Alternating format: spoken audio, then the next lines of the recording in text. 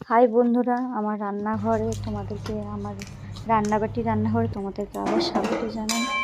চলো আজ একটু মিষ্টি পোলাও আর একটু খাসির মাংস রান্না করবো, সেটা তোমরা দেখতে পাচ্ছ। তার জন্য আমি প্রথমে একটু গরম কড়াইয়ে একটু ঘি দিয়ে দিয়েছি, একটু কাজু কিশমিশ, একটু শুকনো লঙ্কা, একটু দার্জিলিং এলাচ, তার সাথে সাথে একটু তেজপাতা দিয়েছি। ওটা একটু ভেজে নিলাম।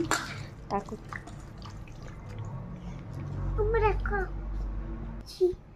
মাংসটা ধুয়ে রেখে দিয়েছি। চলো এবার আমরা পেঁয়াজটা কেটে নিলাম। পেঁয়াজগুলো কেটে নিই, তার সাথে সাথে আমরা মশলাটাও কেটে চলে আসি। চলে এদিকে কাজ বাগাতে আমার মশলাটাও বেটে আনা হয়ে গেছে। এদিকে মিষ্টি পোলাওটাও হয়ে গেছে। আমরা মিষ্টি পোলাওটা নামিয়ে নিই। হয়ে গেছে যেহেতু নামিয়ে নিলাম।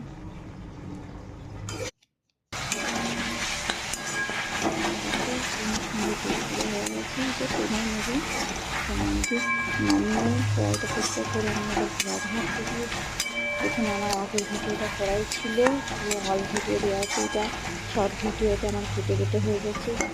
তো আমার কড়াই চাপানোর থেকে সব কিছুই ছিল, তো এটা কেটে কেটে হয়ে যাচ্ছে। পেঁয়াজ ভাজা হয়ে গেছে, তো মশলাগুলো দিয়ে দেবো। গোটা জিরে, কাঁচা লঙ্কা, শুকনো লঙ্কা, আদা রসুন এগুলো কেটেছিলাম, সেটা পেস্টে দিয়ে দিলাম। তার সাথে সাথে কাশ্মীর লঙ্কার গুঁড়ো, হলুদ গুঁড়ো, নুন, স্বাদ মতো, ঝাল লঙ্কার গুঁড়ো এগুলো দিয়ে দিলাম। চলো এরপর মাংসটা দিয়ে আমরা কষিয়ে নিই একটু। আচ্ছা, এটা আমার কোনো ডেলি ব্লগ নয়, আমার এটা শো। আমি এটা আমার যখন সময় পাই, যখন একটু রান্না করি, তখন একটু শেয়ার করি। এখান থেকে কষিয়ে নামিয়ে আমরা প্রেশার চাপিয়ে নেবো। এবার কষিয়ে নিয়েছি, তারপরে একটু কাঁচা লঙ্কা দিয়েছি, দিয়ে রস করাই দিয়েছি, কিন্তু আমার ভিডিওতে শর্ট দেখাচ্ছে। যাই হোক, আমি প্রেশার চাপিয়ে নিয়েছি, সিটি নিয়ে নিচ্ছি।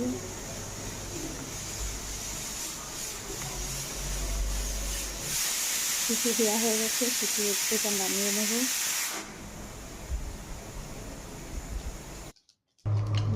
নামিয়েছি ঝাল ঝাল লাল লাল মটন। যেহেতু আমি মিষ্টি পোলাওয়ের সাথে খাবে আমার ফ্যামিলি, সেটা তো ঠিকই আছে।